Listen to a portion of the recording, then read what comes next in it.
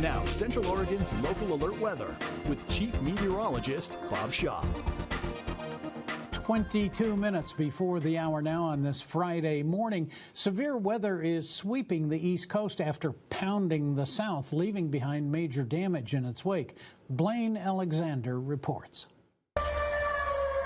It's the alarm sounding in cities across the South. You have no time left. You need to be in your safe place. A massive, fast-moving storm system producing more than 400 weather warnings across at least 16 states, with more than 24 reported tornadoes. It vibrated the house. I just kept reassuring my family, we're going to be okay, we're okay, we're okay. Officials say the storm claimed 2 lives in the Florida Panhandle and sent winds whipping through Alabama and Mississippi, destroying Teresa Love's new home before she could even move in. It's devastating. It was going to be a home for me and my kids.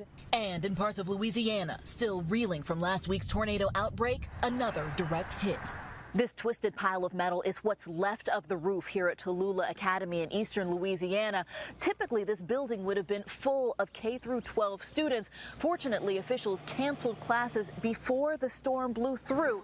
Bettina Finlayson made that call. I needed to keep my baby safe, and I told him, I said, I've got to shut this school down. Now, millions along the East Coast are feeling the storm's impact, the final stop in what's been an unforgiving path. Well, a pretty fair morning here on the high desert. Our streets are nice and dry. We're under somewhat the variable cloud cover. It goes from mostly clear to partly cloudy and back again, and it looks like that's pretty much where we're going to stay. A little bit of winter activity in the Central Plains and the desert southwest into California, looking pretty nice. We do have a low pressure center right off the British Columbia coast. However, we are going to benefit from a mild ridge of high pressure just to our south. And yes, it will allow a few clouds into our area, but for today, it's going to push all that storm activity into into British Columbia. So Central Oregon off to a pretty decent start here. It is 27 degrees at the Bend Airport.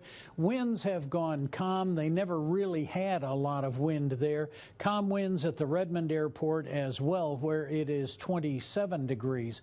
Well, another look here at the Pacific Northwest. We are seeing a few clouds push through, but we haven't detected much by way of any rain out of this just yet. So consequently, as a result of that nice little ridge of high pressure, we wind up with a pretty fair day. It will allow for a few clouds to come through, but we're going to stay dry and nice and warm. Upper 50s to low 60s for many of here in Central Oregon. Now we get a little modest shift in our airflow pattern tomorrow. Consequently, our temperatures might come down a couple of degrees, but that's only getting us back to something that's a little more average. Sunday is where you get the big change. It is going to be real wet in British Columbia and western Washington. Central Oregon will see our clouds build in a little bit on Sunday, and then a slight chance of showers Sunday night that will carry us into a likelihood of rain on Monday. You'll see that in our extended forecast.